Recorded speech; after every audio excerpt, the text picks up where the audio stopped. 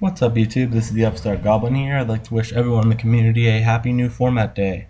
As all of you should probably know by now, today we move into the April 1st ban list for the TCG, which means some big changes coming. And as far as the changes that I think will be the most impactful, probably the death of Klees is going to be the biggest one. And Nekroz, as I said in my last video, if you guys caught that one, I think Nekroz will still be the dominant deck of the format. But in this video, I want to talk about a specific card that I think is really going to have an impact in this format, and that's Effect Veiler. Now, because of Klees and Burning Abyss running around in the past couple formats, Effect Veiler really hasn't seen a whole ton of play because, I mean, against Klees, it's basically useless unless you Veiler the disc, but at that point, you're staring at a bigger monster.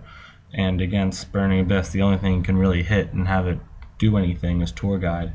I suppose you could hit Virgil, but really Tour Guide was the only thing you'd want to hit in Burning Abyss. So playing Veiler in the main was something that kind of fell out of favor in the past couple formats.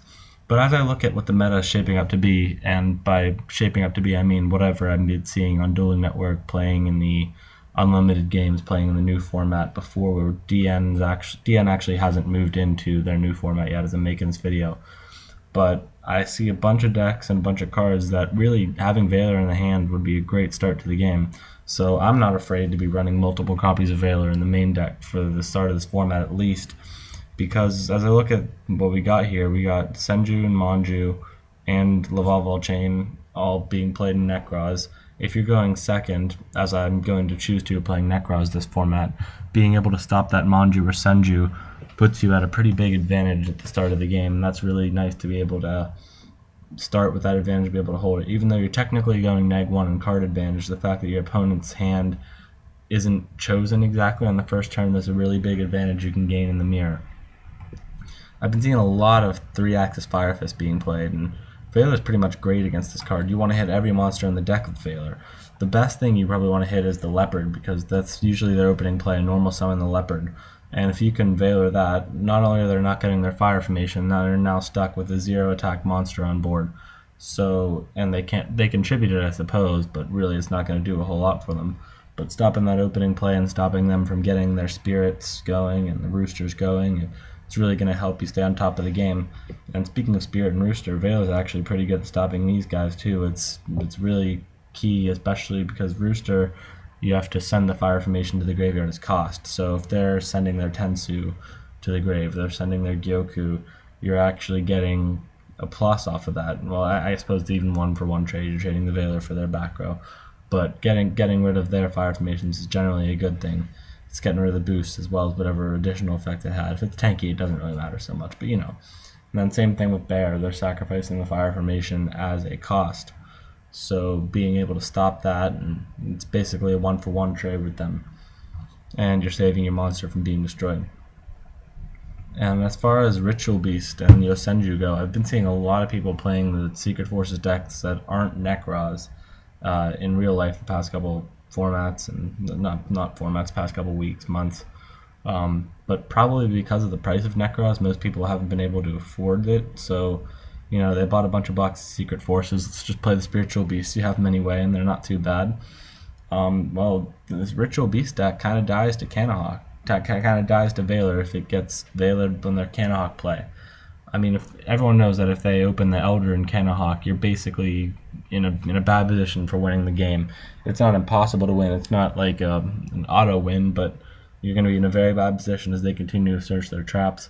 But stopping that Cannahawk banishing first makes them get only one search, and that's if they want to leave no Ritual Beast banished, and that's a really huge thing you can do. As far as the Yosenju go, comma 1, comma 2, comma 3, they all die to Veiler. If they use their effects of normal summon again, they're going to die to Veiler, and the nice thing is that since Veiler works until the end of the turn as opposed to the end phase, you're not going to be able to bounce your Yosenju back to the hand, so they're going to be on the field vulnerable where you can get rid of them. And as the Yosenju deck generally plays between 12 and 14 monsters, getting rid of one of them is actually a big deal as opposed to, I don't know, say Klees, where they can just bring them back next turn anyway. The deck doesn't really have any recovery for their monsters from the graveyard. As far as heroes go, hitting Shadow Mist when summoned by Hero Lives, or Goblinberg, or just hitting the Goblinberg. But stopping that mass change search really slows down the deck, and if they can't get the Dark Law, then you're in pretty good shape. Because when Darklaw is not on the board, you're usually winning, and that's a good thing to keep. Shaddolls are getting a lot of talk. Since Shaddolls is going to hit Mathematician, and once we get it, the Star Seraphs. Star Seraph Shaddolls is something that a lot of the high tier players, I suppose, are talking about the potential of this deck, and I think it's a very, very good deck, but I don't even think Shaddol Seraphs are going to be able to keep up with Nekroz as we move later into the format. At the same time, Mathematician sends Squamata, send Beast. You don't want them to get a free draw, sending 2 Shaddolls and opening up their plays. You just don't want to see that. And this thing, you don't ever want to see that search, because as soon as they get 2 in the hand and they can start going off, it's just problems for everyone. And then Nebradisc, Clone Anomalies are going to be running around once we get World Superstars. I don't know if you guys saw, the organization, I believe, posted the full spoiler for World Superstars. Thank God we don't have Nodin. The card is a cancer to the game, and we just don't need that ever, and I hope they never get the copyright ability to make the card here. But yeah, not Secret Forces, World Superstars is going to have a pretty big impact, and I'm going to say that's going to be the defining set of this coming Nationals format.